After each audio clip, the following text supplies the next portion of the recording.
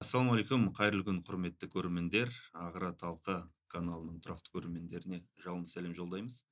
Бүгін біз кезекті подкастымызды бастағалы жатырмыз.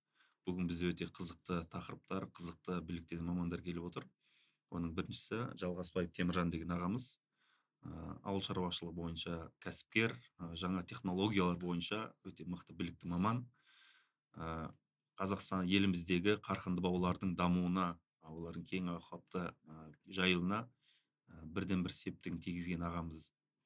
Одан кейінгі біздің өзіміз тұрақты біздің маманымыз Ақжігіт Нұрмағамбет, сүтті сиырлар бойынша өте білікті де Қазақстандағы, мен өзім ойлаймын, ең мықты маманның бірі деп. Қош келдіңіздер. Рахмет, қош келдік. Студиямызға бүгін бізде жалпы ортақ тақырып болайын деп тұр. Алдында біз екі бөліп түсіретінбіз көбінесе. Мысалы тақырып жеке-жеке сүт бағыт болатын болса, тек қана Нұрмахан сөйлейді, кейде техника бойынша Алмат сөйлеп жүреді деген сияқты. Бүгін осы екі мал шаруашылығы және егін шаруашылығы жағын екеуін біріктірсек деген ойымыз болды. Қызықты болсын деп. Өйткені біздің аудиториямыз екіге бөлініп кеткен сияқты, YouTube арнамызды байқаймыз. Сол көрермендерімізді біріктіру мақсатында осындай бүгін осындай форматты ұйымдастырып отырмыз. Студиямызға қош келдіңіздер. Бүгін жалпы осы ауыл шаруашылық бағытындағы жасалып жатқан жұмыстар, мүмкіндіктер, қиыншылықтар және фермерлердің мүмкіндіктері деген сияқты тақырыптарда бір сөз қозғайық. Сіз аға өзіңіз өте тәжірибеңіз өте көп, өздері қарағанда көргеніңіз де көп, оқығаннан да бөлек. Сол тақырыптарда сөйлейтін болсақ, ең бірінші енді сіз қарқынды бау туралы айтсақ деп отырмыз да. Енді қарқынды бауды сіз енді бүге-шүгесін жақсы білесіз. Ең бірінші қазіргі сұрақ, қарқынды бауда қазір пайда бар ма деген сияқты фермерлерге. Біреу мысалы айтуы мүмкін, біреудің ақшасы бар дейді. Оған мысалы қазір көпшілік ауыл шаруашылығы қызық. Соған қарқынды бауға мысалы инвестиция салу қаншалықты пайдалы, оны қаншалықты ақтап ала алады, қандай кедергілер бар деген сияқты. Қарқынды бауларда кезіндегі бастапқыда Қазақстанға әкелемін деген идеяның ішіндегі осыны арман қылып шапқылаған адамдардың біреуімін. Былай қарап тұрса, көптеген адам осы жұмысқа атсалысып, бәріміз армандадық осы Қазақстанның алмасы, Алматының алмасы деп, мысалы да бізден шыққан дейміз. Ол кезде еске салатын болсақ, Қытайдан, Ираннан, Польшадан, жан-жақтан базарымызда алма толып кеткен еді. Мысалы бір уақыттарда сол кезде сол импорт көп келмесін, біз өзіміз пайда табайық деп сол кезде армандадық, қарқынды бауға кіреміз деді. Сол кезде де қарқынды бауға қарсы шыққан кісілер болды. Былай қарап тұрса, сол кісілердің пікірлері, ойлары, айтқан, былай қарап тұрса, қазір шын мәнісінде солардың айтқаны болды. Қарқынды бау мәдениеті қолымыздан Қазақстанда енді былай қарап тұрса көбінесе келмеді. Оған дәлел біраз алма бақтарымыз кеуіп кетті, көшеттер кеуіп кетті. Былай қарап тұрсам, бірінен кейін бірін не үсік ұрады, не қар жауады, былай қарап тұрсам, сонда біраз қиын жағдайға түсіп қалдық. Басты мәселе қарқынды бауды қараудың мәдениетін игере алмадық. Түріктер сияқты, Қытайлар сияқты.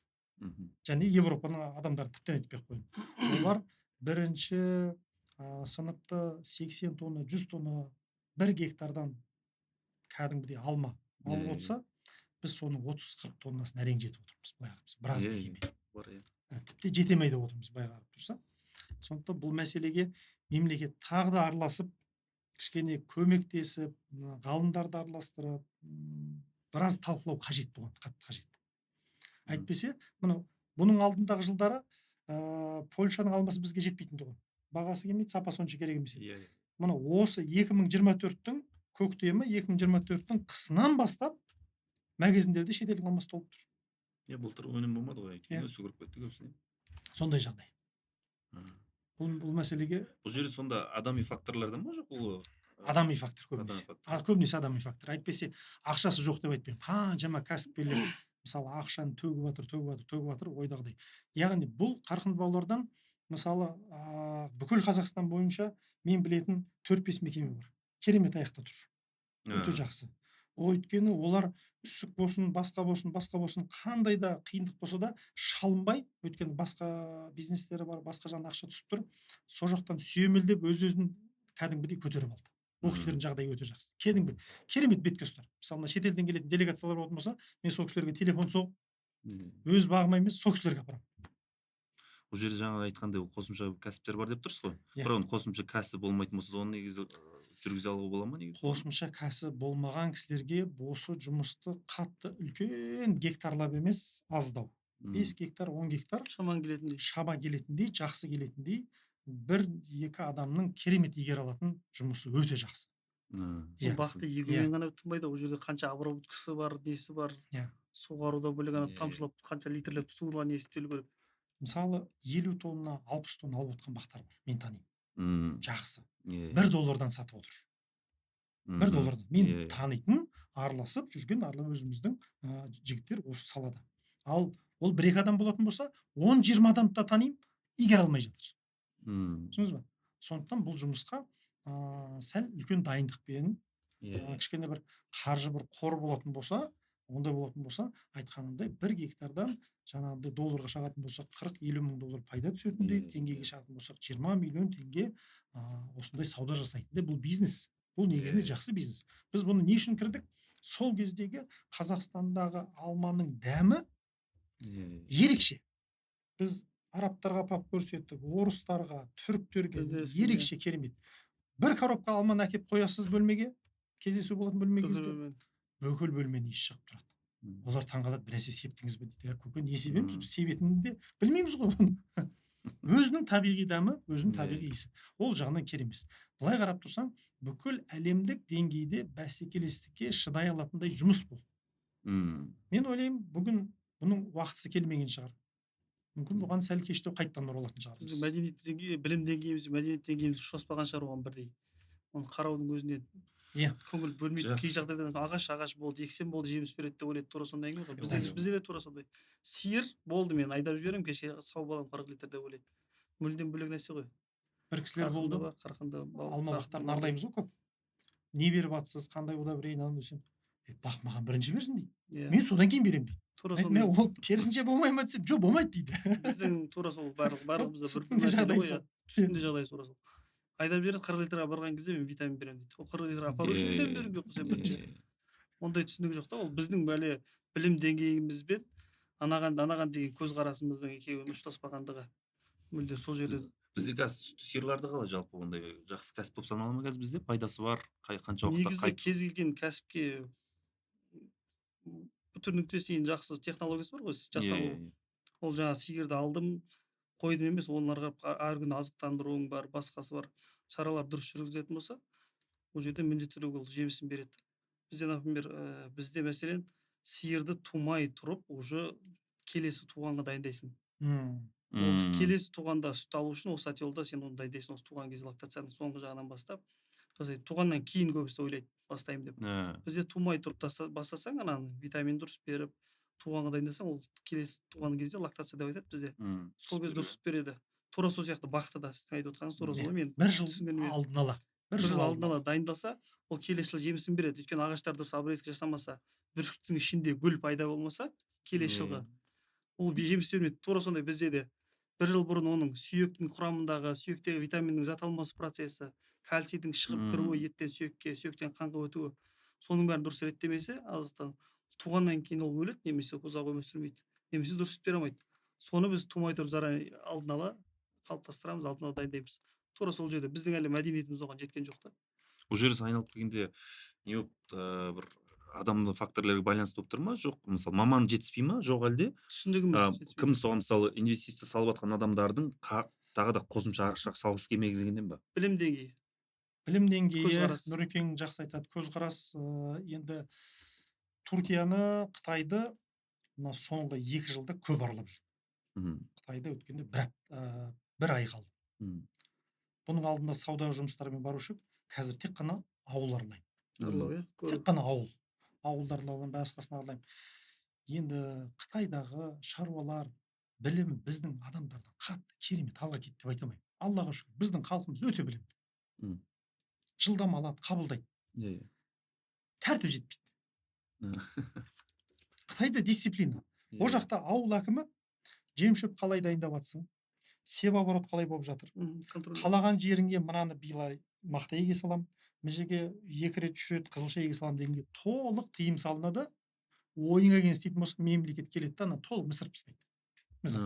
Күшін көрсетеді. Бірақ мемлекеттің мамандары бар ғой, істеп береді. Бәрі мемлекет мемлекет толығымен мына қолмен бүйтіп ұстап отыр ғой барлығын, бүкіл ауыл шаруашылығы. Бізде де заңда бар. Мен де тексердім сонда келіп ше. Бізде де заң бар екен сеп оборот туралы, бар ғой жерге бізде. қарау, сосын елдің договор аренди бар ғой там, Иә, иә. жалға алу. Соның ішінде прям кәдімгідей жазылған екен ғой. Мен бір жоқ деп өзімше мына жаққа бізге айтайын десек, қаяқтан бізде бар екен. Бізде бар. Кезінде мал азығын дайындау деген сабақ болды. Мал Иә, шаруашылығы иә, болды ғой. Сол жерде, например, мәселен анау жайылымдарды дайындау, жайылып бағатын малдарға қатысты жайылымдарды дайындау, мемлекет ол жерде кәдімгі ұрық шашып, жерді айдап өзі суғарып сондай дайындау керек бізге негізі. Бағатын жердің өзін дайындап беру керек, сондай несі шарасы бар. Ол шаралардың біреуін енді көзім көрген жоқ, 35-ке келдім, 36-та келдім. Біреуін жасағанын көрген жоқпын ешқандай. Ол тек жазылған күйінде ғана қалып тұр болды.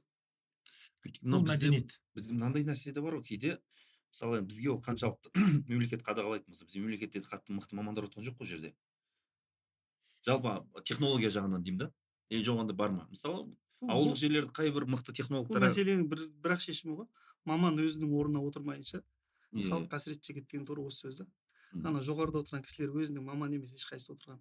Жалпы менің саламда болсын, басқа салада болсын, жоғарыда отырған кісілер өздері өзінің жұмысын түсінбегендіктен спортшы, әнші біреуді қойды да, ол кісілер өзінің саласы емес ол. Сол мұрнына былайша айтқанда малдың иісі бармаған адамды мал шаруашылығына әкеліп қояды. Оның жаңағы өсімдіктің иісін бармаған кісіні өсімдік шаруашылығына әкеліп қояды, былайша айтқанда ауыл шаруашылығы. Сол өзінің саласын дұрыс түсінбегендіктен максимально кеседі, экономика, бюджетті экономить етеміз деп қарсы жасайды да. Кейбір маңызды салаларға ақша бөлінбейді, внимание бөлінбейді, контроль жоқ ол жерде. Ол да бар. Осы түйеге қатысты ақтауда бір оқысын. Ол да бар. Екінші тағы бір мәселе бар ғой. Қайтадан жаңа мемлекеттік өзіміздің заңда бар деп айтып отырмық қой, иә. Конституцияға қарайтын болсақ, президентіміздің жаңа жүргізіп жатқан реформа, саяси реформалар жағын айтамын. Мысалы экономикасы бір бөлек. Саяси реформаларда бұның алдында айтқан тұғым. Мемлекетті басқарып отқан жаңа біздің үкіметтің адамдары халықтың сайлаған мәжілістегі депутаттарына, басқасына бір жауапты болу керек. Ол жоғары жақта. Төмен жақта өзіміздің кәдімгі маслихатымыз бар ғой. Маслихаттың депутаттары халық сайлап отыр ғой. Маслихаттың депутаты жиналып, әкімге, аудан әкіміне, басқасына да осы сұрақты қоя алады. Толық құқығы бар. Сондықтан мен ойлаймын, бірінші өзіміздің осы кәсіпкерлер, осы жерде жұмыс істеп жатқандар бір жиналып керек сұрақтарды қою керек. Бір саяси мәдениет бір қалыптасу керек бір жағынан. Бұл енді мемлекет өзі қолға алып, сүйемелдеп, қолымыздан жетектеп, мына ауылды дамыту үшін, немесе мына ауданды дамыту үшін қандай мәселелерді не қылуымыз керек? Бұл технологияны дұрыстауымыз керекпіз да. Ал қазір біз не? Бір ауыл шулайды да, патырлап тұрып ақшаны салып тастап қойды. Мақұл, ақшаны салды. Біз бәріне сөйтіп ақша салмаймыз ғой. Сол ауылды қалай көтердік? Қандай технологиямен, қандай методологиямен көтердік? Бұл ауылда не өседі?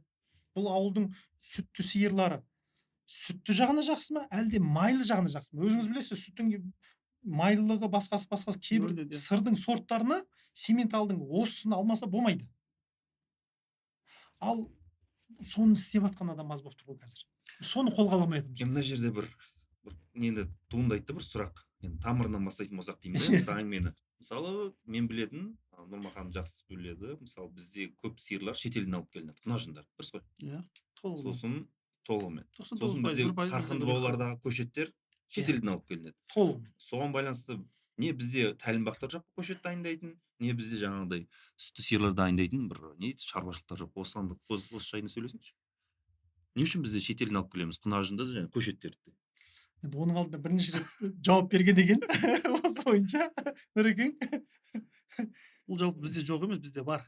Өсіріп жатқан бізде жеке меншік шаруашылықтар барлығы енді дайындап өсіріп жатқандар бар, бірақ Қазақстанның ішін қамтамасыз ете алмайды. Ол созақпен санайтын 1-2 шаруашылық қана. Оның мүмкіндігі де, мәселен, ол 1000 сиыры болса, 1000 түл алады шынында. 1000 төлдің 50% ұрғашы, 50% еркек. 500 бұзау алды ма, 500 бұзаудың, ол алған ұрғашы бұзаудың 25%-ның өзіне кем дегенде қалдырады. Ремонт стада деген болады. Кәрі сиырлар ауыстырады, аясынан соған қалдырады. Сонда жанында 250 ғана сатылымға шығады. Бүкіл Қазақстан біздің территориямызда 250 деген не ол? Бұл әңгімені қосайын енді қазір. Нұрекең технология бойынша есеп шығарды. Шын мәнісінде ремонты одан 2 есе көп та, 3 есе көп. Қанша МТФ-ны аралаған кезде бір шетелден келген сиырдың бірнеше бұзау беру керек. беру керек иә. Қазақстан тәжірибесінде кемінде 2 бұзау аз береді. Маман жоқ қой. Кемінде 2 бұзау аз береді. Ал мемлекет бұл бағдарламаны қабылдаған кезде айтқан 1000 бас, 600 бас, 2000 бас сиыр фермалар мына жаққа буаз сиырлар нетел берсін деп есеп қисап жасалған еді. Ол есеп тіптен шыққан жоқ. Осы мемлекетіміздің бетке ұстар бәрін мақтанып телевизорға шақыратын бір-екі кісілерді осындай бір жиында отырып қалдық та, мақтанып қоймаған кезде маған дедім, қараңыз дедім. Мемлекет сізге субсидия берді, шетелден сиыр әкелдіңіз. Соның ар жағындағы бір сұрау бар ғой. Сіз кіші кәсіпкерлерге буаз сиыр беруіңіз керек еді, есеп бойынша, мынау есеп бойынша десем, аузына құм құйылғандай тоқтады. Ал ол кісі елге бұзау бар сиыр берудің орнына, буаз сиыр берудің орнына өзі шетелден қайттан ремонт жасап неғып отырды. Бұл деген айналып келген кезде сөзіміздің қорытындысы, ауыл шаруашылығындағы біз осы шаруашылығымыздың жүргізу мәдениетін жинай алмай тұрмыз. Совет өкіметінен қалған кішкене база кісілер бар. Жаңа адамдар былай қарап тұрсаң, біраз адам дүбәра болып қалды. Кейбір сөз десте тура келмейді. Мүлде тура солай. Біздің салада тура солай. Біз үлкен кісілермен мүлдем жұмыс істей алмаймыз. Иә. Біздің айтқан технологиямен ол кісілер саймыз, ол кісілердің айтқан технологиясын біз ойындамаймыз былай жатқан кезде. Ол енді ескі технология айтады, осы технологиямен қазірге салыстырсаң неге мүлдем тура келмейді. Содан кейін көп кісілерде ондай шаруашылықта жұмыс істей алмаймыз. Барған кезде. Бізде шаруашылықтар бар, осы Алматы облысының өзінде мен танитын шаруашылықтар бар. Жаңағыдай 30 литр спокойно сауып отыр. 31 средний удой деп айтылады, орташа сүт 31 литр сауып отыр. Бірақ жыл сайын шетелден төр алып келеді. Жыл сайын нетел алып келеді. Еркек туу көбейіп жатыр ма? Жоқ, ауыратындар көп па? Жоқ. Ауыратындар көп. Нетелді алып келеді, дайынды. Туғызады, соны до конца сығып сауады. Ана уже бизнесқа кетеді, жібереді да, орнынан басқасын алып келеді да. Сонымен менің удойым мынанша деп көкірегін қарап отыр. Негізгі мен өзімнің негізгі түсінігім бойынша сен көкірегіңді қарап менің жұмысым мынандай көрсету үшін сен Қазақстанда туылған бұзаудан сонша литр сауың керек.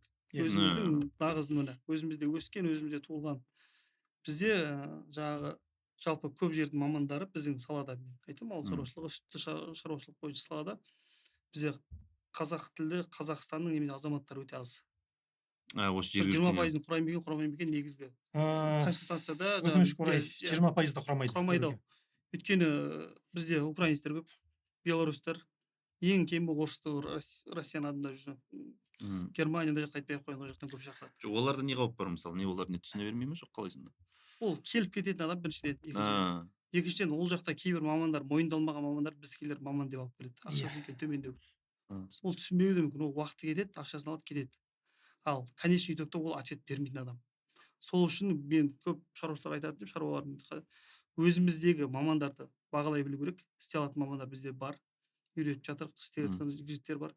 Ол кісілер просто бағаламайды көп жағдайда. Шетелден келген біреуді бағалайды, сөйтіп соның артынан жүгіреді. Ол конечный итогта ол ответ бермейді де кетеді. Былайша айтқан кезде. Жаңа енді шаруашылық жауап кетеді. Енді жаңа көшеттер келетін. Көшеттің әңгімесі тура осы Нұрекең айтқандай. Жоқ, бізде тәлімбақтар жоқ болсын, мен біледі. Бізде тәлімбақтар бар ғой. Мысалы, Меркеде бар, Сарыағашта бар, Алматы облысында бар. Былай қарап тұрсам, бір телефонды ашып мына питомник дейтін болсам, 15 адам шығады. Енді ол кісілердің Қазақстан мынау көшет сатудың базары емес та. Мысалы, базары емес. Сіз енді керемет айтайын, бір помидор немесе капустаны алып келдіңіз да, Алтын Ордаға кіргізбей, Тастақ базарында отырсыз. Сіз бір күнде оңға сатамайсыз. Баған төмен қой, былай қыл, ойна биле. Өйткені оның орны емес базар. Оның орны Алтын Орда. Алтын Ордаға есігіне кірмей тұрып, ана охранник келіп жүгіріп келеді, кіргізбей ақ қойшы дейді, мен алып кетемін дейді. Міне. Ақшасымен тұрады. Көрдіңіз бе? Қазақстан көшеттің базары емес, көшеттің базары болмағаннан кейін, бұл көшеттің жұмысы, бұл бір жылдық нәрсе емес қой. Иә. Болашақтың жұмысы деп. Бір көшетті егіп шығарып сату үшін сіз 2 жылдық, 3 жылдық дайындық керек. 2 жылдық, 3 жылдық жер дайындау, көшеттің астын дайындау, көшеттің үстін дайындау, оны будандастыру, әкелу, неғыл 3 жылдық кемінде жұмыс. Өзіңіз ойлап көріңіз, 3 жылдан кейін гуала сатыла ма, 3 жылдан кейін реттелиш сатыла ма, анау сатыла ма, оны кім алады, қалай алады? Былай қарасаң, товар дайын шығып тұр, алатын адам жоқ. Ал енді кім алады? Бұны алмаба құратын кісілер еді. Мен о кісілерді де араладық. Қалай дейді? мен кредит аламын ба алмаймын білмеймін ғой дейді. Мен қалай 2 жыл 3 жыл бұрын 1 жыл бұрын қалай не қылармын дейді. Мен кредитті міне ең соңында мына бауды егейін деп жатқан кезде алады ғой. Ол кезде Қазақстанда көшет жоқ. Түркияға телефон соғады, толып тұр. Не үшін? Өйткені Түркия базар. Оған Грузияда келіп алады, Әзербайжан келіп алады, Өзбекстан келіп алады, Европа алып жатыр, Ресей алып жатыр. Қызып тұрған базар. Сондықтан көшетті керемет қарқынды дамытамыз Қазақстанда деген бір қатты бір керек жұмыс емес. Бірақ бұны жаңағында алдын ала заказбен реттеу керек та. Бұған мемлекеттің өзінің бір баяғана госплан болды ғой, мемлекеттік план. Сол сияқты көзқараспен қарап, реттеп қарайтын болса, бұл өте пайдалы керемет жұмыс. Өйткені мынандай тірелу мүмкін да, өйткені бақ салу үшін мысалы жарайды сен қанша жердің топырағың мықты болсын, егер көшетің жоқ болса дейді да, ол не пайда деген сияқты. Егер мысалы шетелмен байланысты оған сен не болса да біреуге тәуелді болып тұрасың ғой. Неге өзімізде соны дамытпасқа деген ғой. Болады. Бірақ енді қараңыз. Жоқ, біз көшет дұрыс дайындап, мамандар жоқ қой бізде жоқ. Жоқ, көшет біз дайындаймадық. Мен Қазақстан бойынша қанша көшет дайындадым, мекемені араладым. Қытайдағы, Европадағы мәдениет тәртіпті көре алмадым. Бұны мойындау керек. Істеуге болады бірақ. Істеуге болады. Ал енді қараңыз, бізде ауыл шаруашылықта соншалықты қазір көп мүмкіндік бар да. Иә. Соншалық. Мысалы, бір адам келді, ақшасы бар. Айтайын, Астанада туысқаным бар, маған ақша беретін болды. Көке, не істейін деген кезде, мен оған көшет дайында деп айтпаймын. Мен оған айтамын, жоңышқа ек деймін. Мен оған айтамын, ауылында кім сиыр, көршің сүт сиыр сауып отыр ма? 5-10 сиыр бар ма? Оған силосыңды баста, силос сат деймін. Қолынан келеді, оны басқаруға болады, және де бір қателіктер кететін болса, ештеңе жоқ, жоңышқаны бұзуға болады. Қатты қымбат емес.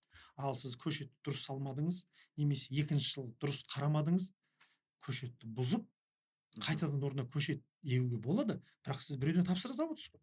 Қаяқтан үлгересіз? Көрдіңіз бе? Өте қиын жағдай. Бұл жерде сонда әңгіме мынаған келіп тіреле ма деймін да. Мысалы жаңағыдай қаржысы бар адамдар дейік, мысалы сүтті сиыр болсын, қарқынды болсын, салғысы келіп, мен біреуге жүгінді ғой олар не болса да басында.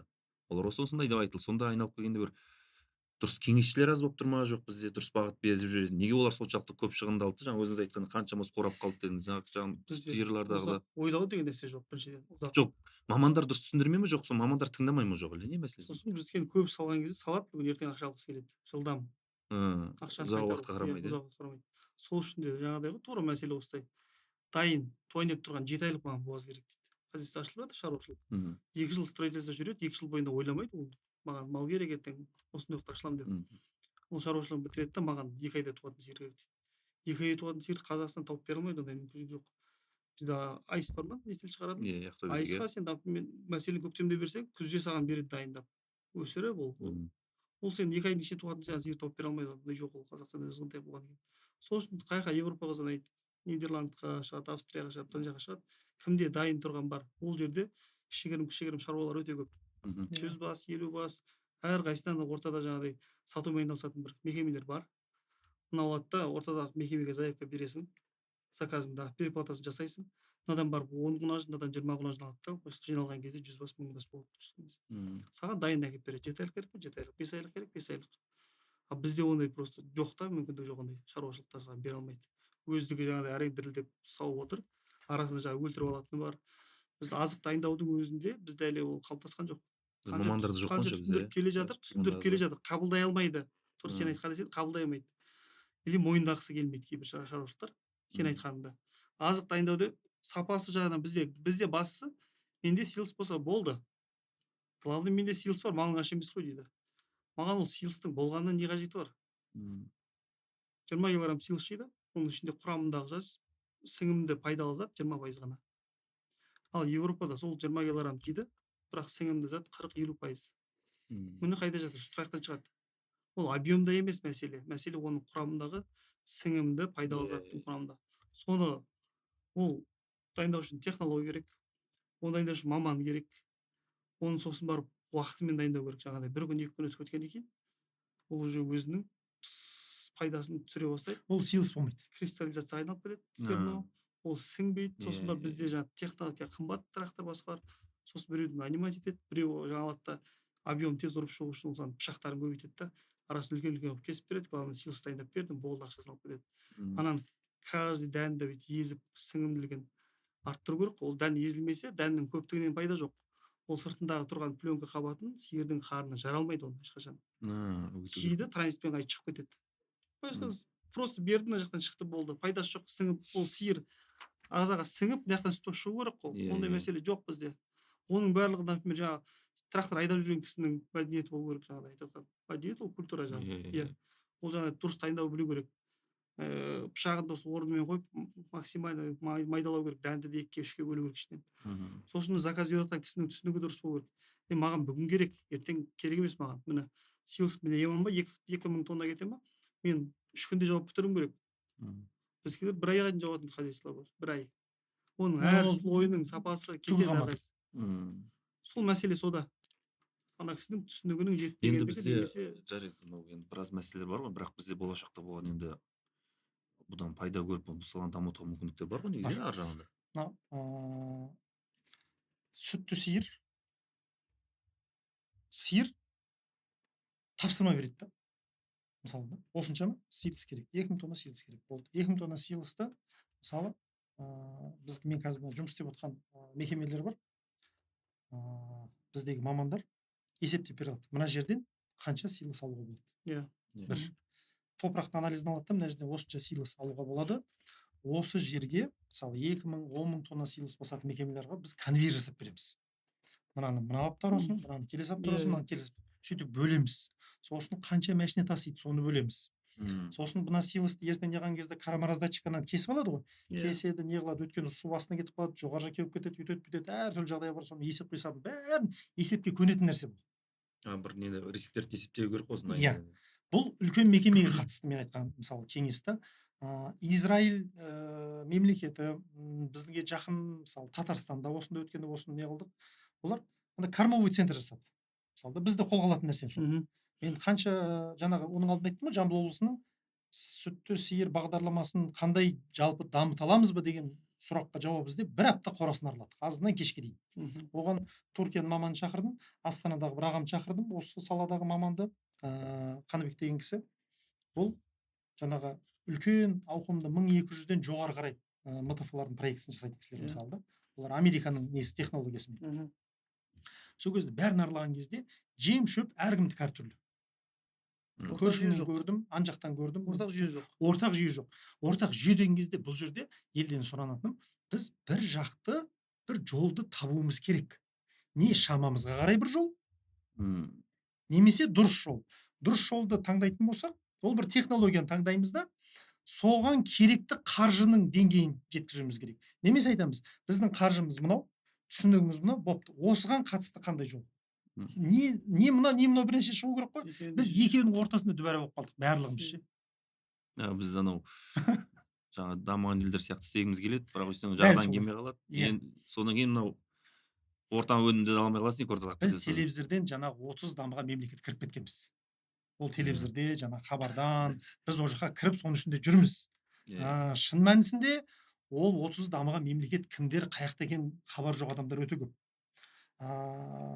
Сол жағынан жаңа маман жетіспейді деп айтамыз да, маман дайындап үлгеретін уақыт өтіп кетті. Мына қанша университетте осы ауыл шаруашылық ғалымын қалай дамытамыз дегенге мен 2 жыл кәдімгідей ішінде жүрдім. 1-2 ғылыми зерттеу институттарының кураторы болдым. Жаңа ішіндегі не болады ғой, жаңа құрылтайшы нелері, басқа солардың кеңестеріне, басқасына қатыстым. О жақтағы отырған адамдардың мынау ауыл шаруашылықтың жағдайын қабылдау суретімен, жағдайымен шын мәнісінде жағдай екі түрлі. Мүмкін. Ол қатты арамызда айырмашылық бар. Ғылым мен өндірістің арасы. Ғылым мен өндірістің арасы деген енді тіптен ауыл жақын мынау бір жиналған кезде мына суретке түсу үшін жиналмаса ше, былай бір-біріне деген бір ешқандай бір келіп кетер ештеңе жоқ. Сондықтан бұл жерде ғалымда дайындап үлгере алмадық осынша уақыттың ішінде, білімді кадр дайындап үлгере алмадық па, бұны мойындау керек та. Тіптен қою керек емес, түзету керек. Өйткені бірнеше университеттерге, агроколледждерге барып, ішіндегі программасын ерінбей отырдым, оқыдым. бітірген түлектердің бірнеше жиналысын жасады. Не істеп жатсың, қай жақтасың, не қылып жатсың, не үшін оқыдың? 10 студентке стипендия төледі. Сұрадым сосын. Ауыл шаруашылығына барасың ба? Не үшін төлеп жатырмын стипендия? Аға, мен бармаймын дейді. Бармаймын дейсің, не үшін төлеп отырсың? Артығымен стипендия. Мынау бір қор бар, сол арқылы төледік та. Аға, мен мына жақта басқа жаққа, еш жаққа түсе алмадым, мен сізге шынын айтайын дейді. Осы жаққа университетке түстім болды. Сосын военкасы бар екен, осыған келдім, амал жоқтан. Мен қазір официант болып істеп жүрмін. Мен ауылға ешқандай қайтатын жағдайым жоқ. Болды, мақұл. Бұл жерге біз жаңағы бұның алдында әртүрлі қиын деп айтып келе жатырмыз ғой. Қалай істей аламыз деген бір сұраққа жауап, бір ой қосайын. Тек қана осылай болады деп айта алмаймыз. Астағфирулла, қақымыз жоқ оған мысалда. Bir ой қосайық. Технологиялар бүгінгі күнге дейін өткенде Түркияда бір апта болдым. Олар айтады, сендер негізінде дейді да, былай қарап тұрсаң, бәрі жаман деп айтасың дейді да, мақұл дейді да, бірақ сендердің тағы бір ерекшеліктерің бар дейді да. Сіздер дейді, бізді 15 жыл бойы жасаған қатеміз жасаған керек жоқ дейді.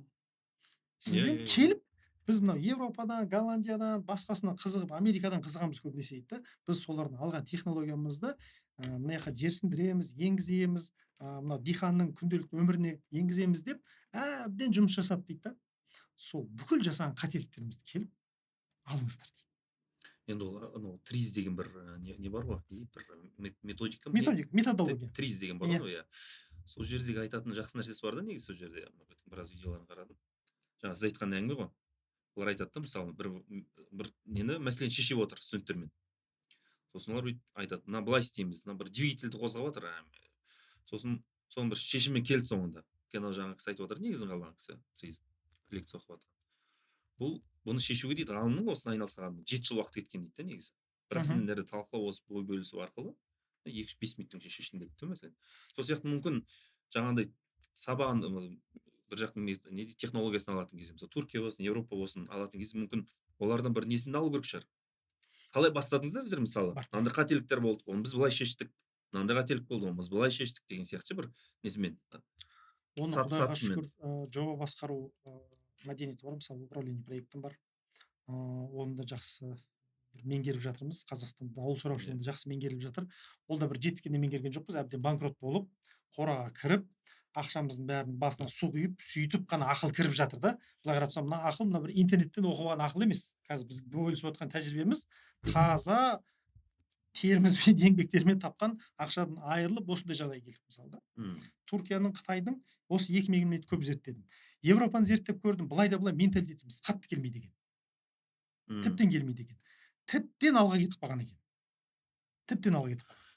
Менталитет деген жауапкершілік туралы айтып отырсыз ба? Менталитет дегеніміз мынау біз 70 жыл Совет өкіметінің тәрбиесін көрген халықпыз ғой. Бұны ешқашан естен шығаруға болмайды. Олар Совет өкіметін басқа жағынан көрді. Бірақ Қытай ол да Совет өкіметі болса коммунистік партиясының бұның алдында қатты бір қысып ұстаған жағдайын көрді да, одан кейін жұмсақ, жақсы, кәсіпкерлік, жанашырлық жағында көріп керемет дамып келді. Бірақ ол жақта мемлекет және де коммунистік партия айтқан сөзін тура істеді. Бізде не мемлекетті тыңдамай кетті, не партия дейсің, бәрі партия ғой. Партия тіптен көп ассортимент көбейіп кетті ғой партияның мысалда. Қайсы бірін тыңдай береді мысалда. Сәл енді қазір халық әбден ұрылып жығылды. Өткенде клубникамен бәрі қораға кірді. Оның алдында 1-2 жылдан бәрі капустамен қораға кірді. Пиязбен өткен жылы қораға кірді. Өткен жылы жүгерімен қораға кірді. Не үшін қораға кіріп жатырмыз? Мына бәрі 60 теңге, 70 теңге бізді бағаны жерге ұрды дейді да. Қанша жүгер алқаптарын арладым. Қандай баға болу керек десем, 150 теңге болсын дейді. Аға деймін, 150 теңге жоқ баға ғой деймін. 150 теңге бар, 180-200 теңге бағалар бар. Түркияда, Қытайда. Ол мемлекеттің өзінің қолмен істеп отқан бағасы. Нарықты сырттан жабады да, сондай бағаны көтеріп қояды, өзінің дихандары не қылсын дейді. Бірақ оның есесіне ол жақта айлық 2 есе қымбат, жанар жағармай 2 есе, 3 есе қымбат, жердің арендасы 2 есе, 5 есе, 10 есе қымбат. Онымен бізде көп нәрсе жағдай бар. Бұл жерде қалай жүгері өсірген кезде дұрыс технологиямен. Мынау жерме қандай тұқым таңдайды. мен қанша мекеме араладым, айтамын мына тұқымды қалай алып отырсыз десем, қарызға бергеннен алып отырмын дейді. Аға, сіз жердің топырақтың бір анализ жасайықшы сізге. Мына жерге қандай тұқым дұрыс келеді. Бір. Екінші, сіз Майами, Пионер қымбат сорттарды алып отырсыз, Сенген алып отырсыз, басқасын алып отырсыз. Сіз олар мына тұқымдардың сұрап отқан жағдайын бере аласыз ба? Иә. Оларға осыншама су, осыншама дәрі-дәрмек, осыншама удобрение беруіміз керек. Аға, сондай ақшаңыз бар ма? Бар болса, иә, бұл сорт жақсы. Аға, жоқ болса, ақшам жоқ, су жоқ деген сөзге төзімді тұқымдар да бар да. Соны берейік оданша. Көрдіңіз бе? Қалта құрмайды содан. Қалта құрмайды. Ал біздің біраз адам алады да селитраны тарт еткізіп беріп алады да, селитр алады да керемет жайқалып тұрады да. Жалғанынан кейін одан кейін су болғаннан кейін ол стресске кіреді. Одан кейін стресстен шығару үшін антистресс сатып алады, ана жақтан звондайды. Ол былай қарап тұрсаң бір әжептәуір ел өз-өзін қатты қинап отыр да. Бұл жерде технологияларды таңдауымыз керек. Мысалы былай қарап тұрса, Нұрекеңмен де бірігіп, мына сүтті сиырларды қалай дұрыс не қыламыз. Ауылдардың ішінде ауылдың бір шеті егін егеді, бір шеті сиыр сауады. Иә. Бұны кооперацияға біріктіруге болады ғой. Мен бір ауданды аралаған кезде сөйтіп 5 кәсіпкерді біріктірдім. Сүт алатын кісі. Сіз алып отырсыз дедім. 100 бірнәрсе теңгеден алып отыр.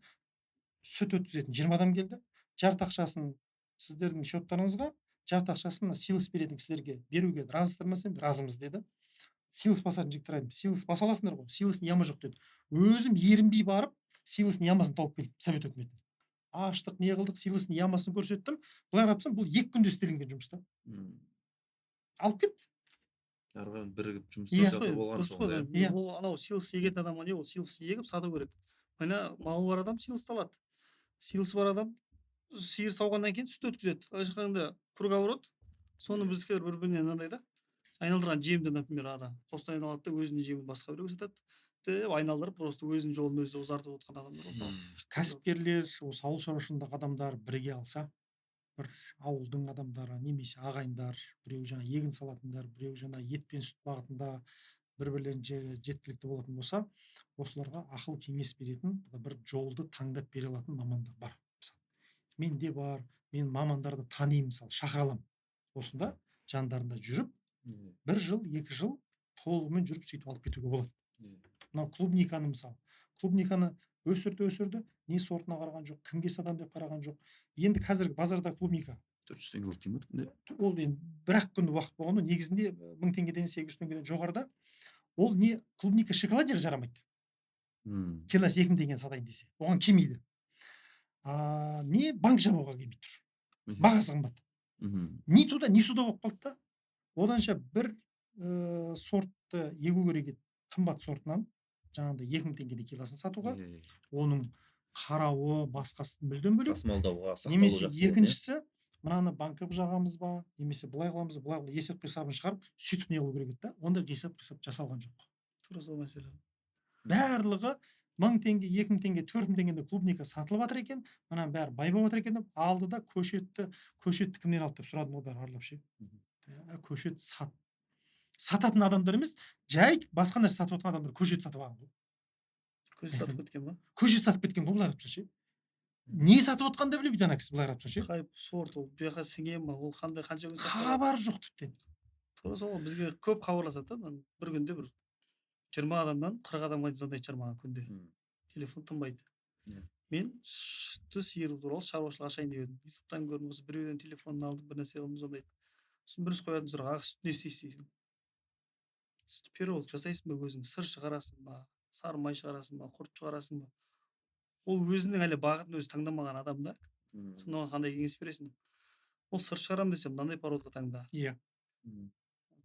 Қандай жайып бағам, мен ауылда осыншасында шөптер бар десе, оған басқа порода ұсынасың, жайылуға не көнетін. Немесе объем керек маған десе, объемға басқа порода ұсынасың. Сосын условия содержаниеңіз қандай? Условия содержаниесіне байланысты порода таңдау керек. Ауа райының ыстықтығы, желділігі, влага, соған қарай таңдау керек. Ол әлі өзінікін анықтамаған адамда көп жағдайда. Мал сатып алсам ақша келе береді деп ойлайды. Мен айтамын, сүтті не істейсіз? Бірінші мәселе. Сосын қандай условияда бағасыз? Бір орында тұрғызып бағасыз ба? Или жайып бағасыз ба? Екінші мәселе. Сол мәселелердің бірінші жауаптарын сіз маған айтыңыз, шешіміңіз содан кейін болды. через аю сонымен өшете Мінекей алады. бұған енді көмектен мемлекеттен біз көмек сұрауымыз керек. Мемлекеттің мынау сауда министрлігі бар, оның жанында ашқан қазтрейд мекемесі бар. Олардың жаңа әжептәуір қомақты қаржылары бар, мамандары бар мысалы да. Бұның алдында Қазақ инвестің жасаған біраз методичкалар бар еді.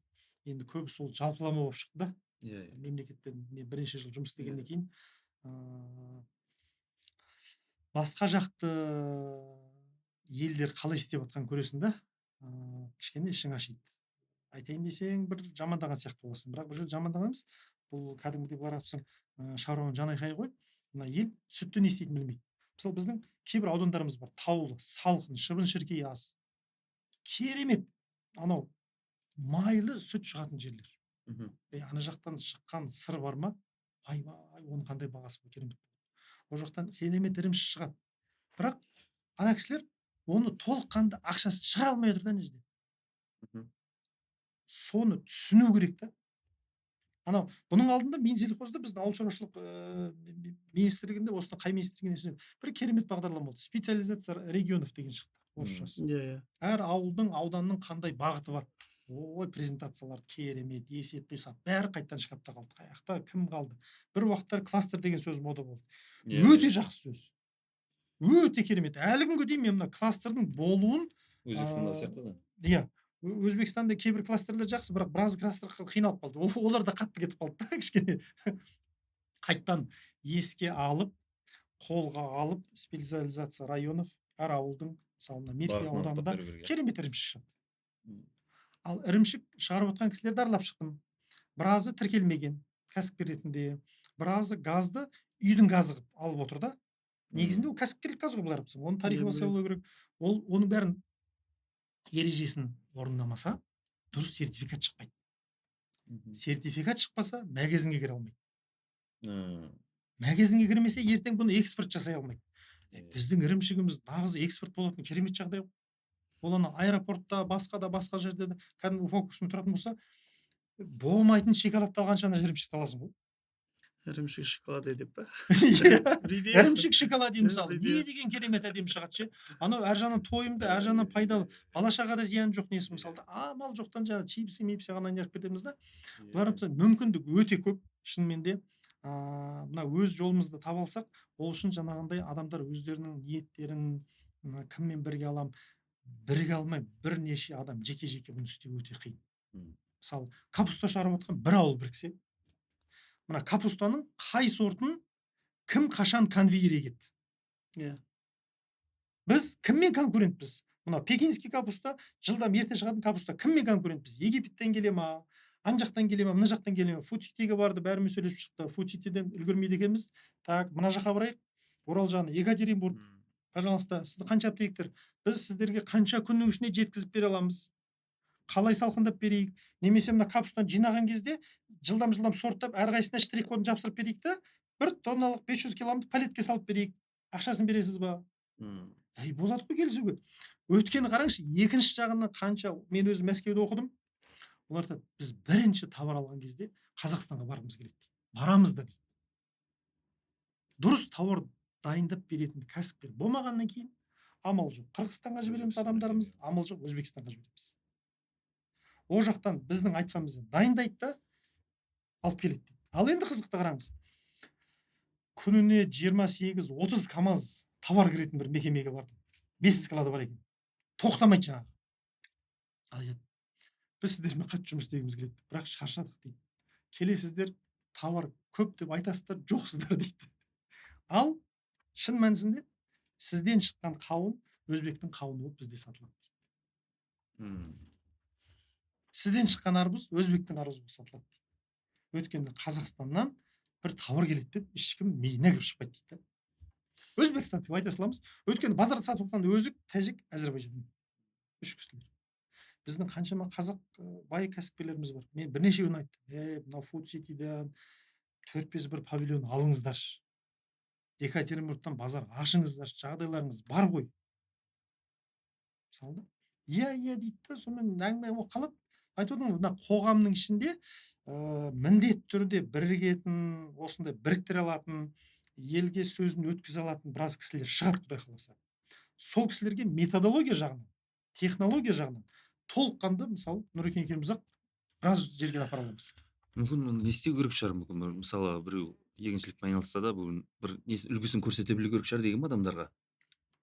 Мысалы бірнеше адам бірігіп оны бір жақсылап жарнамалау не бір үгіт насихат жұмысын жүргізсе, өйткені көп адамға былай ақпарат күйінде көп қой, өзіңіз айтқандай ақпарат жетеді қазір. Бір негізі көрсете мынау институттарда институттарға не бөлініп жатыр ғой, научный проекті, научный басқа бөлініп жатыр.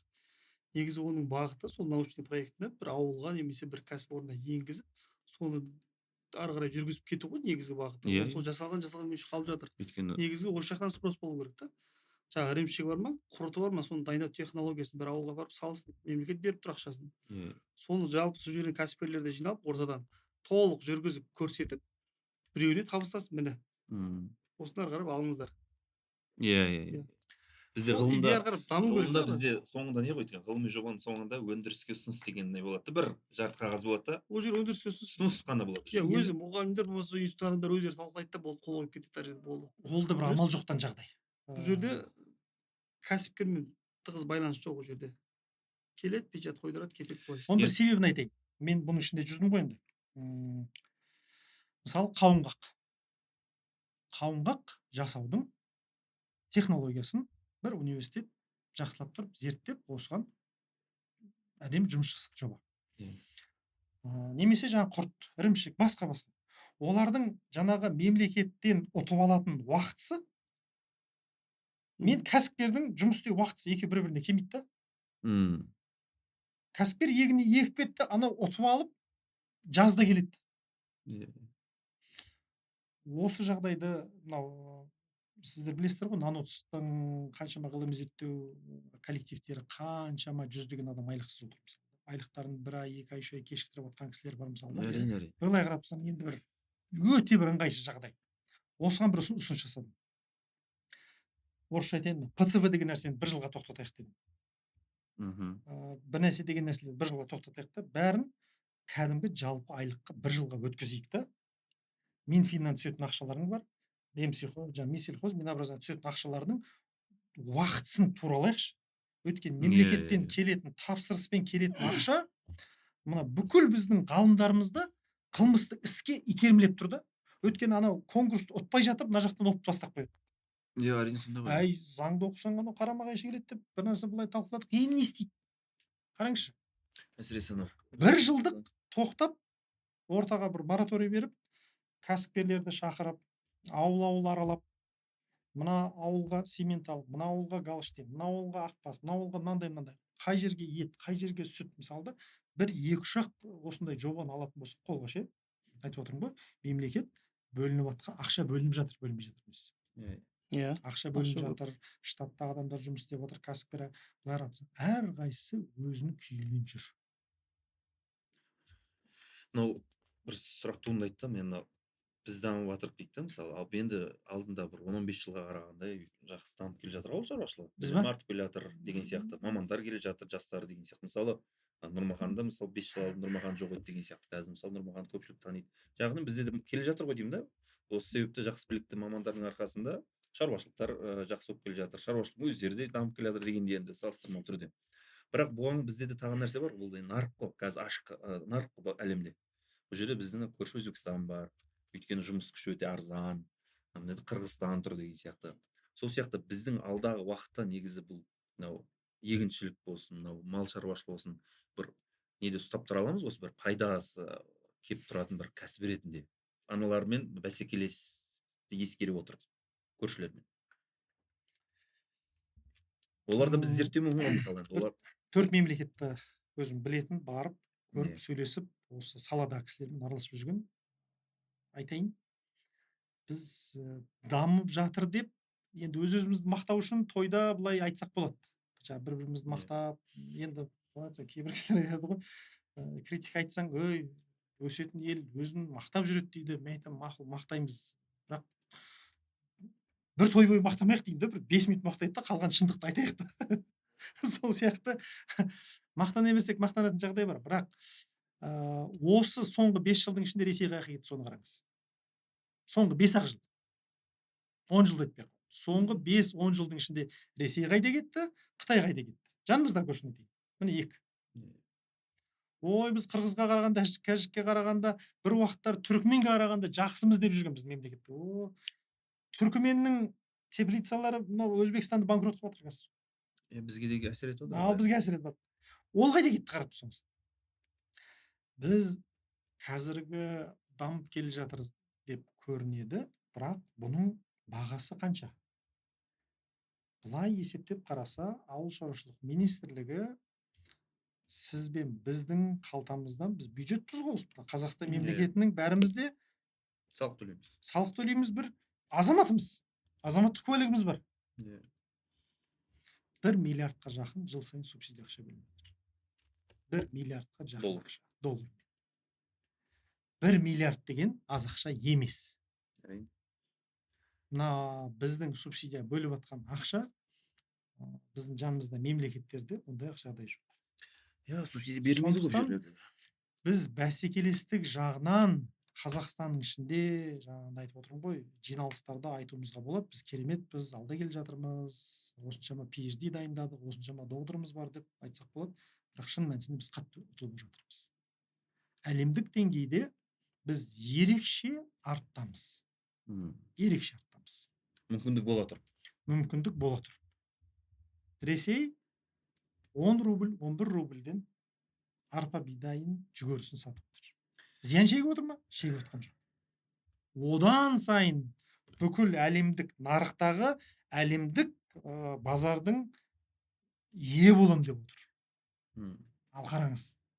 Ал біз біреу бәсекелестікке шыдап сатып атқан пайдасымен бағасы неғып төмен сатып атыр деп, жоқ біздің жүгері 150 теңге болсын деп біз мына жақта өкпелеп отырмыз. Ал қараңыз. Субсидия бағытында қалай нормахан бізде? Біз бәсекелес жоқ қой көрші елдермен. Қырғыздан бізге көп сүт келеді менің білуімше. Көп сүт келеді, бірақ Құрт келеді ол жақтан. оны Айран барынша келеді. көп деп айтуға болмайды, өйткені территория жағынан біздің территориямыз жер көп. Біз жалпы мүмкіндігіміз көп егер не алатын болсақ, оларда территория аз болғандықтан бәрібір бүкіл нені қамтамасыз ететіндей ол шығарылмайды өнімді олар. Әзірге Алматы облысын қамтамасыз етіп жатыр кейбір заводтарда, бірақ мүмкіншілік шектеулі. Олардың осы бағытқа салған негізгі внимание дейді ғой, көңіл бөлуі, жаңа азықтандыруы, как технология бойынша жасап жатыр да, бір малдан алатын өнімділік жоғары болғандықтан ол қазір көрсеткішін көрсетіп тұр. Ал бізде де жасап жатқандар бар, бірақ Өзбекстаннан артамыз башта осы салада. Кейбір мемлекеттен артта қалып жатырмыз әлі де. Артта қалмасақ шетелден алмайды едік малды. Артта қалмасақ өзіміз сататындай мүмкіншілігіміз бар. Территориямыз жетеді шаруашылық салуға. Ата-бабам қанша гектар жер алып қалып, бір гектар жерім жоқ деген әңгіме болып тұр бұл жерде. Мүмкіндігіміз бар территория жағынан, бірақ қолданып жатқан жоқпыз. Өйткені жаңағыдай мәселе не үшін төмен жатып жатыр, олар 1 гектардан алатын өнімділігі жоғары. Тура осы мәселе ғой, 1 сиырдан алатын өнімділік жоғары.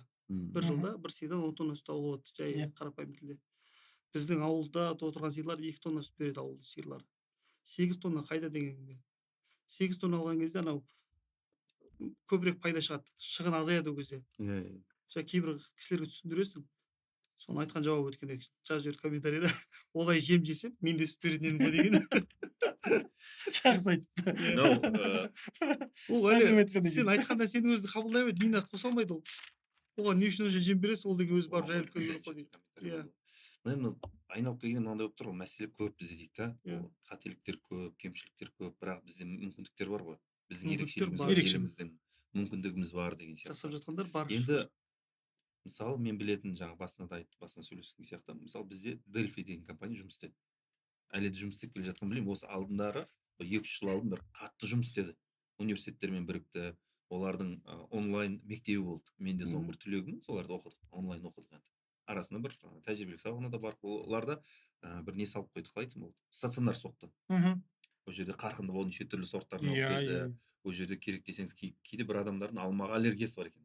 Алманың ішінде бір белгілі бір не қосылыс бар. Сол жоқ сортты да алып келді. Яғни алма жесе аллергиясы болатын, тиімді болатын алма сортын алып. Голубика не дейді қазақшада? Қазақша жоқ қой. Жоқ па?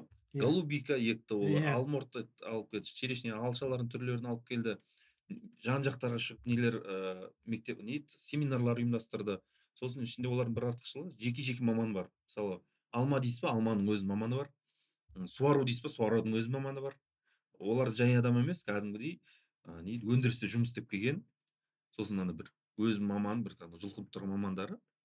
Одан кейін спаржады өсірді ғой мысалға Иә, тілші. спаржа өсіру Иә. өте жақсы нәрсе. Университеттерін бірікті, студенттерді бір басын қосты. Сосын бізде ассоциация не еді, плодоводов деген ба? Иә, Арсен бар ғой. Арсен бар. Иә, сонымен бірігіп біраз жұмыстар.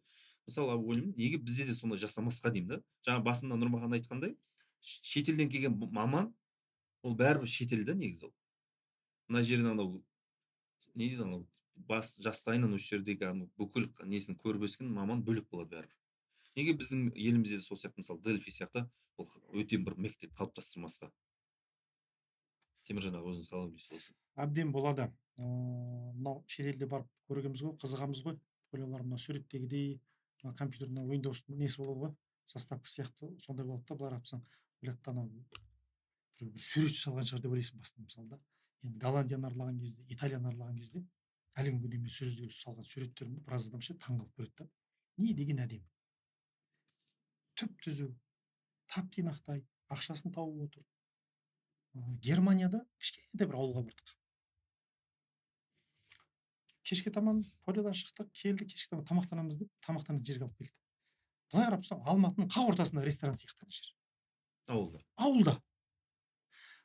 Жаңағы трактор айдап, диқан болып, шаңбап жүрген кісілер кешке таман киімдерін киелі. Өмір сүріп жатыр да. Қалан жағдай ауылда бар дейсіз ғой. Қалан жағдай ауылда бар. Яғни біздегідей жаңағындай тек қана күнкөріспен арпалысып жатқан жоқ та. Адам өзінің бір тиянақты, сабырлы бір өмірін сүріп жатыр да, Аллаға шүкір. Керемет енді. Бір сапалы өмірдің сол жерде көрінісін көрдім да. Әлі күнге дейін есімнен кетпей жаңағы жағдай. Олар жаңағы Delphi сияқты мамандандырылған кеңесшілермен жұмыс істейді. Барлығы жұмыс істейді. Мен көріп шықтым. Топырағын қалай дайындау, суғару, басқасын. Азаннан кешке дейін жандарында жүрген жоқ, өйткені ол өте қымбат. Олар оның алдында 1 жыл, 2 жыл сонда бүкіл осыларда Delphi сияқты мамандандырылған агро сүйемелдеу кеңесін беретін мекемелермен жұмыс істеп, аз айтады да, өйткені білім жоғарылап жатыр күннен күнге. Білімі, тәжірибесі жоғары, алатын кеңесі өте аз, сондықтан да төлейтін ақшасы аз. Бірақ ортасында ақшасын ай сайын бірнеше мың евро төлеп отқанын көрсетті. Метеостанциялары бар. Қанша су беру керек, метеостанциядан данный келеді, телефонға шығады да, жаңа суғару, тамшылап суғару жүйесін қанша сағат қашам, сағат қаншада ашам. Дәрі-дәрмекті қандай берем, сағат қаншада берем дәрі-дәрмекті. Ол дәрі-дәрмекті шашатын мәшине қандай скоростьпен жүру керек трактор. Оның GPS тұр. Тракторист алдап кетпейді. Мәшинеге отырып алып трактор дыррррт деп зулап келмейді мысалы да. Бәрі есептеліп, бәрі көрініп тұр. Бұл деңгейге жетуге болады. Осы тақырыпта украиналық, американдық өзімнің жақын достарым бар. Осы салада бүкіл әлемге кеңес беріп тұр. Мысалы, Америкадағы бір компания Африкада бірнеше мемлекетке статистикасын беріп отыр. Кім қанша жүгіректі, кім қанша бидай екті, кімнің қандай ауруы бар, кім қашан жинайды, кімде қандай урожай болады, толық бүкіл мемлекетке беріп отыр. Сол мекеме қазір Франциямен осы келісімшартқа не қылып жатыр. Мемлекетпен келісімшартта. Францияның статистикасын беріп отыр. Сол кісілерден бір жағынан көмек ретінде, бір жағынан мына Қазақстанның базарын дайындасаңыздаршы деп не қылдым да, бір сұрағаным, олар айтты, бопты деді, біз көмектесейік деді. Сөйтіп, Украинадағы осы саладағы 20-25 жыл тәжірибесі бар Вадим Дудка деген жақын досымыз бар, ағам бар. Ол кісінің жұмысы жаңағы жеміс, көкөніс, көбінесе негізінде жаңағындай овощеводство. Бірақ арықпен суару емес, одан жаңа мәдениет жоғары. Сол айтады, 90-шы жылы, 91-92-де мемлекет жаңағы Совет үкіметі кеткеннен кейін ең бірінші инвесторлар келді дейді. Сөйтіп жұмысты бастап кетті. Солар бізге осы мәдениетті алып келді дейді. Мен солардан қабылдадым дейді. Содан қабылданған тамызық қой былай қарап. Содан ол кісілер айтады, біз Қазақстанда осы салада Delphi сияқты осы деңгейге де бір мекеме ұйымдастырамын деген жанашыр, жұмысын білетін, өмірін осыған арнаған азаматтар болатын болса, 5 азаматты біріктіріп тәрбиелейді дейді. Әдемі ғой, керемет. 1 жыл 2 жыл осыны ақшаға сатып алатын болсаңыз әр адам тәрбиелеу кемінде 50 мың 100 мың евро болады мысалы иә шетелде. Иә. Біз 5 азаматты тәрбиелеп берейік, Қазақстанға деген бір құрметіміз болсын дейді. Әдемі ғой. Иә. Сондықтан сіз Делфиді жаңа жұмыс істедіңіз көрдіңіз ғой, иә? Иә. Сол көріністі көрем десеңіз, әреке сізге Жақсы ғой, негізі біздің негізгі уақытымыз осы ғой иә. Казаград. қазақ мамандары болу керек, Иә. қазақша ойлайтын дегеніміз, мен мысалы өзім орыс мектепте оқыдым. Мен орысша ойлаймын, қазақша ойлаймын, түркше ойлаймын. Жұмыстың бағытына қарай. Әдемі ғой. Мысалы Түркияда жүрмін, түркше ойлаймын. Қазақша ойлап, қазақшадан түркшеге аудармаймын. Түркше ойлап, тіке түркше не қыламын. Қабыл аламын. Иә. Сол кезде сол мәдениетті басқасын қабылдайсың да, бізге мынау қазақтың даласында, осы қазақтың даласының, қазақ халқының, енді басқа да Қазақстанның халқы деймін мысалы да, қазақ даласы, Қазақстанның халқы осы жердің потенциалын толығымен не қылатындай, әлемдік деңгейде бәсекелестікке жарай алатындай деңгейге жетсем деген жанашыр осындай азаматтар болатын болса, міне соның ішінде сіздермен бізге отырып іріктейік, іздейік адамдарды. Украинаның, Американың жаңағы компаниясымен мен таныстырайын, ортада бір алтын көпір болайын, мысалы да, сөйтіп осындай Жақсы, мекемені әдемі. Қазақстанға осын дайындайық. Дайын. 1 жыл 2 жылдың ішінде мынау мекеме аяққа тұрады. Мынау енді уақытта біраз жерге тайып қалған сияқты, негізі біраз күшті әңгімелер болды. Негізі біраз жердің анау не дейді, тереңге сүңге алмасақ та бел ортасына барып қайттық деп ойлаймын. Иә.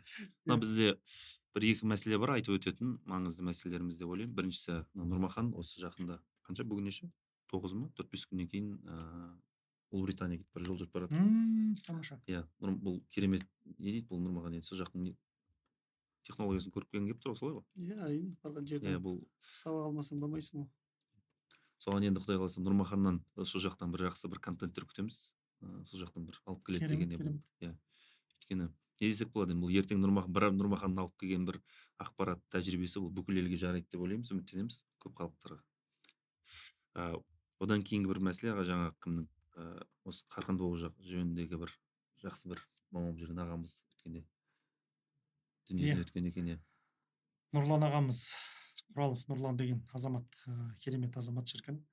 Ол кісі жақында осы дүниеден озды, өкінішке қарай. Иман саламат болсын. Өте керемет кісі шіркін. Айтып отырмын ғой, жаңа жанашыр адамдардың біреуі болды да. Қанша жиналыс, қанша жерден енді бір тоқтамайды ол кісіде шіркінше. Енді шын айтамын, біз ол кісімен көп армандадық. Қазақстанның алмалары былай болса екен, бау-бақшалары былай болса екен, мына консорциум болып біріксе екен, әр нәрселерді армандадық. Енді Құдай қаласа сол армандарымыз бүгін болмаса еркін осы өмірімізде көретін шығармыз, Құдай қаласа мысалы да. Жаңа бау-бақшалар айтып отырмын ғой, біз бұның алдында осындай сөзбен шақырып бірге алмадық қой. Енді барлығы көшеттер қурап кетті, бағымыз қисайып қалды. Амал жоқтан бірігіп отырмыз қазір. Амал жоқтан бірігіп отырмыз да. Кім біледі, жолымыз сол шығар мүмкін мысалы да. Бірақ кезінде осы Нұрлан ағамыз өте керемет қызмет жасады. Алла алдан жарқасын, қабір азабынан сақтап, қабірін Алла тағала нұрландырып, енді иншалла жәннатта бәріміз жолығып, кейін осы жақта осыған қолымыз жетті деп, сол кісіге де бір хабарын айтармыз иншалла. Бір кісі айтады, жәннатқа шақыра бересің, аға өзіңіз келмей жүрмеңіз деген сияқты.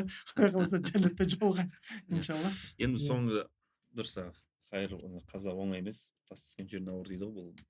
Бұл отбасына тиген болса, екінші жағында Қарқынды бағынан дамытып отқан адамдарға талай кеңесші де бола білген шығар ол кісінің. Иә. Ол кісілерге де біраз ауыр тиетіні анық бәрімізге. Біз енді қоғамдық бірлестігіміз жайлы тағы да бір айтып өтейік. Біздің қоғамдық бірлестігімізде жай мамандар жоқ деп ойлаймыз, бәрі өз саласының білікті мамандары. Бізде сол жаңа өзіңіз айтқандай ғана бір кішкене болсын бір еліміздің дамуына үлесімізді тигізіп қалсақ деген, болмаса бір кішкене бір жыртығын жамай алсақ деген ой ғой біздікі. Сол мақсатта да бүгінгі бағдарламаларымыз, түсіріп жүрген контенттеріміз сол уақытқа арналады. Болашақта да бізде дамимыз деп ойлаймыз, артымыздан ерген буын пайда болады деп ойлаймыз. Онда келгендеріңізге көп рахмет, алтын уақыттарыңызды бөліп, шаршамаңыздар, осы салаларыңызда жетістіктерге жете беріңіздер. Осы біздің бағдарламамызда, біздің подкаст түсірілімдерімізде қайтадан күтетін боламыз. жалғыз келмеңіздер, қастарыңызда білікті мамандарды ерте келіңіздер, басқа біз танымайтын мамандарды да. Онда осымен бүгінгі бағдарламамыз түсіріміз аяқталды. Видеоның астына егер сұрақтар болатын болса, номерлерді қалдырсақ бола ма сіздердің? болады, иә. Номеріңізді қалдырсақ. Нұрмахан Нұрмахан нөмірі бәрінде бар, иә. Темір жағымыз нөмірін қалдырамыз. Егер сұрақтарыңыз болатын, біз өте білікті маман, тек қана ауыл шаруашылық маман бағытына емес, сол сияқты қаржы саласы, экономика саласында да таптырмас маман. Сол сияқты нөміріңізді қалдырсаңыз керемет болады екен. Оны жазып қоямыз номеріңізді. бір Қош сау сөз болыңыздар. айтып кетсем, Иә, иә. маған хабарласып звондайды да. Иә, Мен енді постоянно қораламын ғой. Иә. Кейбір жерде барасың, антеннасы ұстамайды ол шаруашылықтарда. иә, 3 күн 4 күн связьда Иә. жоқсың былайша айтқан кезде. Иә. Звондайды қояды. Иә. Сол үшін кез келген адам, звондағысы келген адам бірінші WhatsApp-қа жазса. WhatsApp. WhatsApp-қа жазса, мен қолым босаса бір аптадан кейін ашатын жағдайым болады. Сол кезде ғана қарай аламын. Иә. Дұрыс. Мәселесін. Мен Сол де кезде сөйлей қосыламын, алмаймын. иә. WhatsApp-қа жазған дұрыс сосын да, иә. Сосын мынандай да, кейбір кісілердің енді адам әртүрлі болады. Кісіліктері де жоғары кісілер бар. Ол маған звондайды, он рет звондайды, мен түсе алмайды. Сосын WhatsApp-қа жазып, кісі болып қалсын, өзі жоқ қалсын деген. Мен ол кісіні танымаймын да былайша айтқан кезде. Мен ол кісі, мен өз шаруамен жүрген адаммын да, бір жұмыс істеп жатырсың бір жерде. Сабақ өтіп жатырсың бір шаруашылықта. Естественно, сондай мәселе болмау үшін бірінші WhatsApp-қа жазып қойса, мен қолым босаса жауап беремін. Мен білетін болсам кейбір жағдайда. Болды. Сол Түсінікті. керек. Дұрыс. Толық қосыламыз. Иә, онда жақсы. Қош сау болыңыздар, аман болыңыздар.